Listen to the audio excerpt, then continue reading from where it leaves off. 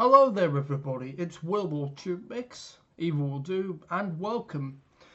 So this video I thought I would discuss about, well, my reaction to the news that Blue Peter will no longer be broadcast live.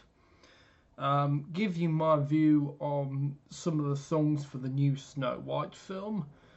And also talk about the end of CBBC live continuity as well. I mean, the continuity is not stopping, but that is stopping being done live. So, first of all, let's talk Blue Peter. So, and they didn't announce this on the show, so obviously it was. Well, I didn't expect this at all. It was very random. So Friday the 21st of March, I watched Blue Peter. Now, I'm outside of the target audience, of course. But one thing I do for every comic relief and children need, and other special occasions, I watch Blue Peter. It's always a good show to watch. Then, you know, occasions like Halloween and Christmas and, you know, like that. So I watched it, of course, to, you know, get myself ready for one of the great nights of my year for me, comic relief. And yes, I watched the show, of course, great show. And the presenters are brilliant, you know, Abby, Joel and Shinny, you know, they are absolutely fantastic. And then came the news. Well, it wasn't officially announced by the BBC, and it seems they wanted to keep it quiet. But Simon Thomas, former Blue Peter presenter, so if you watched it in the 90s and noughties, and then now he's on Sky Sports, he does Soccer Saturday. So Simon shared the news that, in fact, he didn't know, but that was Blue Peter's last live episode, and you know, I think that's such a shame. You know, I think Blue Peter, one of the key things that is really important to the program is its interactivity. I think it's one of those shows that should be done live. No, it's not always been done live. In fact, I think in the Val, John and Peter days, which for a lot of people, I mean, the definitive Blue Peter presenter lineup would be Valerie Singleton, Peter Purvis and John Noakes. And I don't think it was done live then, but I think it really thrives off being live. And, you know, Janet Ellis, who I've interviewed, you know, the fantastic Janet Ellis, you know, she said that, you know, presenters will miss the thrill, the adrenaline, you know, of going live. And, you know, yes, something might go wrong, but, you know, that's sort of the fun of it. And I do think it's a shame by going to pre-recorded is, you know, you're not going to get any of those mistakes because you can easily edit them out. And I really do think that it's one of those shows that should be live. I just think, you know, I just think it would lose its spark not being live. I mean, now you may think, well, yeah, but it wasn't live to begin with,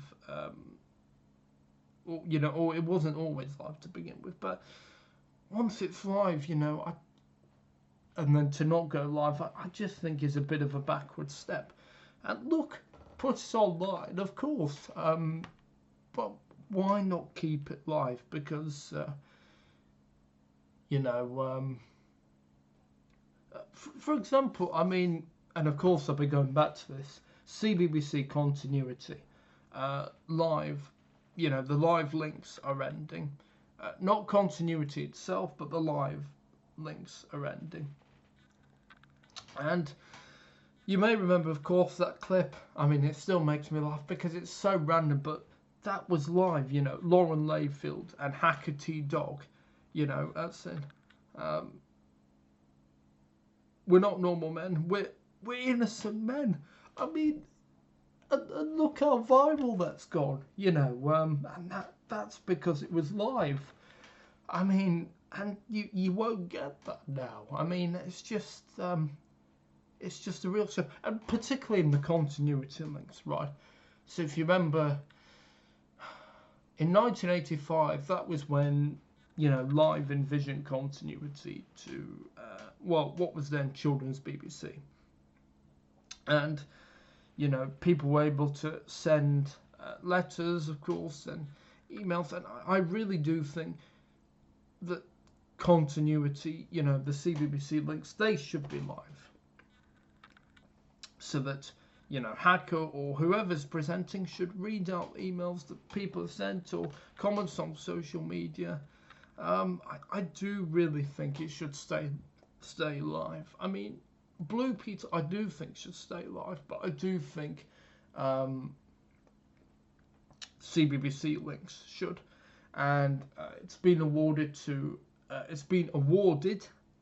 a company called Three Arrows Media, who apparently have done some stuff for CBBS before. And in fact, well, they won the contract to do CBBS and CBBC links. Now, CBBS links, they don't need to be live, really. You know, but CBBC should, I think, be live. And, you know, like that Innocent Men, you know, there's been some great moments that have gone wrong when it's live, you know, like the skeleton prop falling down.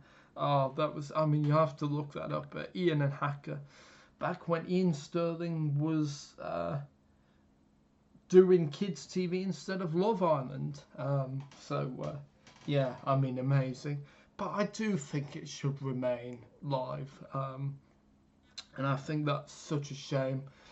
And to me, it just sums up the dumbing down, you know. I mean, you could have it online. Online is not the problem for me, you know. But, you know, keep the continuity links, keep them live, you know. Keep the links live for me is what I think should happen. It just thrives off that energy. If I was presenting, you know, I'd love going live. I mean, it's it would just, you know, you don't get the same energy with pre-recorded. So yeah, great shame. Fingers crossed, Hacker will remain. I can't believe 15 years. So he's lasted longer than Gordon the Gopher, longer than Ed the Duck, Otis the Aardvark, definitely longer than Emlyn the Gremlin. I mean, well, I think everyone's lasted longer than Emlyn the Gremlin. So yeah. Okay, let's move on to the new Snow White. Now, I'm focusing on the music. I'm not focusing on any of the controversy because this channel is free of politics. I like to think it's escapism zone, and that's what I try to do. So I'm going to focus on the music. So I was really intrigued about how they would handle the old songs. And of course, there's been new songs written by Benji Pasek and Justin Paul, who wrote the songs to The Greatest Showman and Dear Evan Hansen. And I was more focused on what are they going to do to the songs written by Larry Morey. Put my teeth back in. Larry Morey and Frank Churchill, who of course wrote the songs for the 1937, you know, original Disney film. And so, first of all, let's look at the original songs that that are in this movie that they've kept. So, of course, we've got Hi Ho, the Dwarfs marching song. I'm a little bit confused. If they needed to add new lyrics, why didn't they add the lyrics that, you know, were not in the original film? Because, well, so basically for sheet music, of course, you know, there was, if you look at sheet music for Hi Ho, there is additional lyrics, and the reason why is because, you know, a song in a film has got to be short and snappy. You can't have it too long. You can't have it dragging along. You can't have the audience being bored. And Walt Disney was a big believer, particularly. You know, he didn't like characters just bursting into song randomly. It's got to move the story along. So, of course, the lyrics in the film, of course, are... well, first I'll go from the lyrics that you hear in the 1937 film. So it's... hi ho, it's off to work we go, and then they whistle. And then the lyrics on the sheet music is hi ho, to make your troubles go, just keep on singing all day long, hi ho, hi ho, hi ho. Hi ho, for if you're feeling low, you positively can't go wrong with hi ho. And then obviously the lyrics here in the movie, and then there's another lyric, hi ho, all 7 in a row. So yeah, there's quite a few lines. So I'm not sure why they didn't use that line. It's like, guys, you could have used the lyrics on the sheet music. You could have used the lyrics that they didn't use in the original film if you needed to use additional lyrics. I don't know why you had to come up with new lyrics. There's not a problem with these lyrics. Yeah, I was a little bit confused by that. Maybe the filmmakers weren't aware of these lyrics. People like Louis Armstrong, Satchmo, who I'm a big fan of, and of course I reviewed Disney songs the Satchmo way for this channel. And, you know, one of my favourites of Hi Ho, and I always have it stuck in my head. You know, I especially like the way Hi Ho, all 7 in a row, you know. Yeah, I just love the way he does that. And, yeah, it's just, it's so great. But, yeah, I'm just really baffled. I mean, maybe they didn't know that these lyrics, you know, existed. You know, because if you've not listened to other artists' commercial recordings of Hi Ho, then maybe you're not aware of the lyrics. It's like, you know, I'm Wishing, which is not in this new film, but there's also, you know, additional lyrics. Tell me wishing well, ask and I... Oh, sorry, they've gone out of my head. But, you know, there's additional lyrics there as well. So, yeah, we get some new lyrics. And, Hi Ho, well, they seem to have turned it into a full-on, basically, show-stopper show tune, you know. You could almost do sort of leg kicks. It's a little bit intense, you know. Hi Ho is meant to be, well, the music of Snow White, the songs by Larry Morey and Frank Churchill, they're meant to be gentle, wistful tunes like Pocahontas' hair blowing in the breeze by a clef, you know. They're not meant to be full on, you know, leg kicking, really intense Broadway show tunes. That's not what those songs. They're meant to be subtle. They're meant to be gentle. And I think they've really. I mean, I don't understand why they've done it for Hi Ho. Why the need to make that song intense? I just don't really understand the thinking of that, and I'm a bit baffled by that. I mean, it's the same with Whistle While You Work. You know, they've done the same. They do a thing that's often on Broadway shows, you know, like whistle and then speed up, you know, back to its normal tempo. And it's like, and I'm like, guys, why have we done this? There's no need to turn this into a full-on show tune. Yeah, I just don't really understand. I just don't think it's needed. You know, they're meant to be simple songs. They're not meant to be complex, full-on, you know, show tunes. And yeah, for me, I think they've missed the mark with that.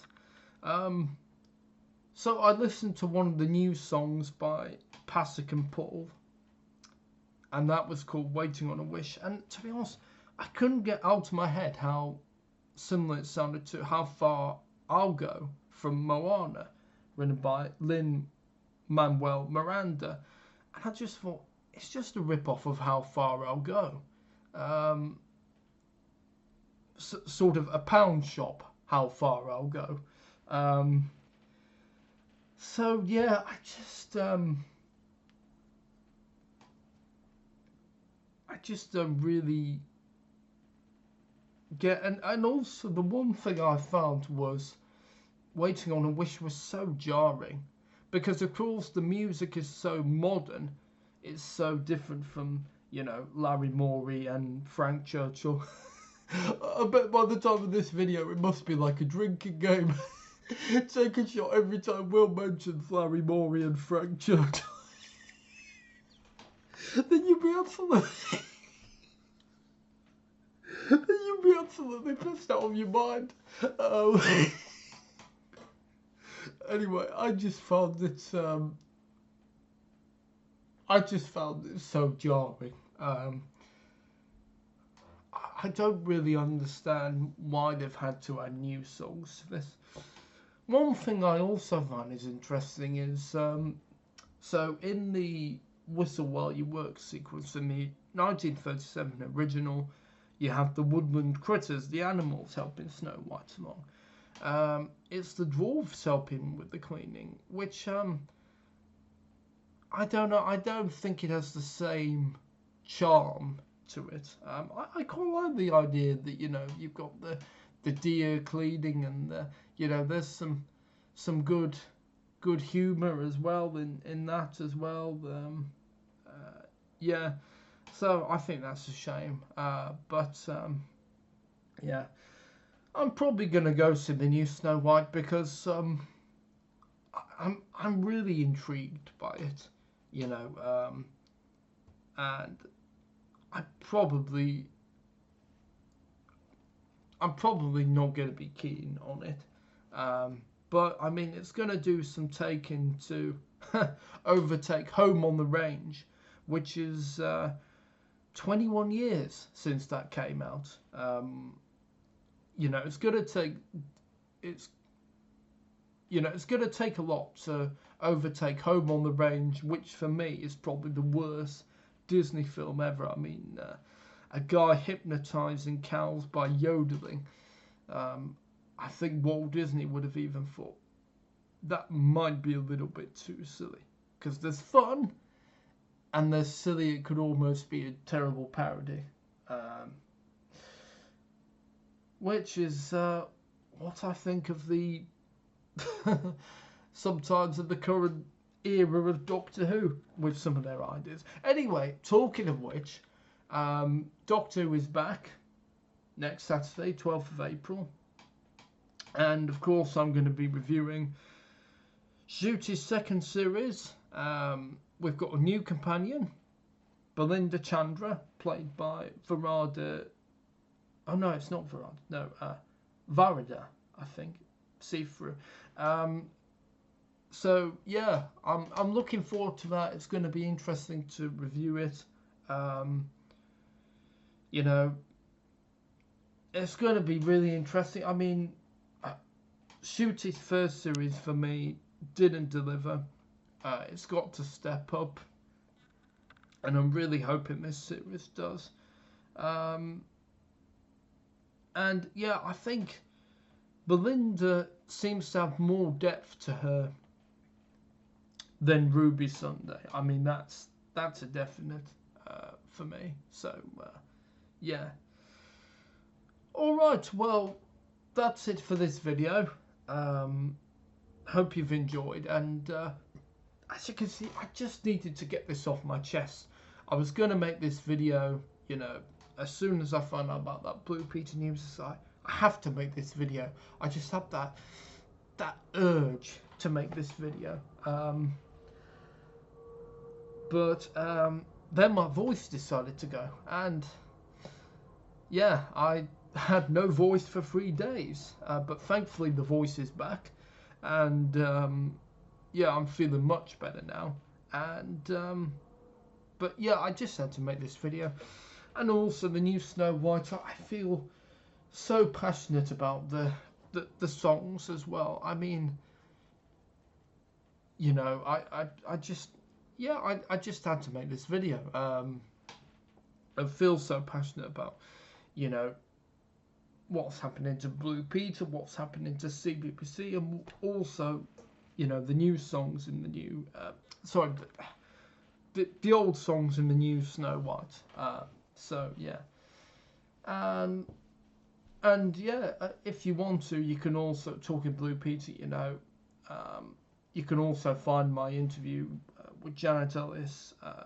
I mean, it was such a great interview, and you know, still to this day, I mean, it was 2023, it was done, but it just makes me smile because, you know, as a Whovian and a kids TV nerd, I mean, it was such a joy to chat to Janet. I mean, she was just so great with me.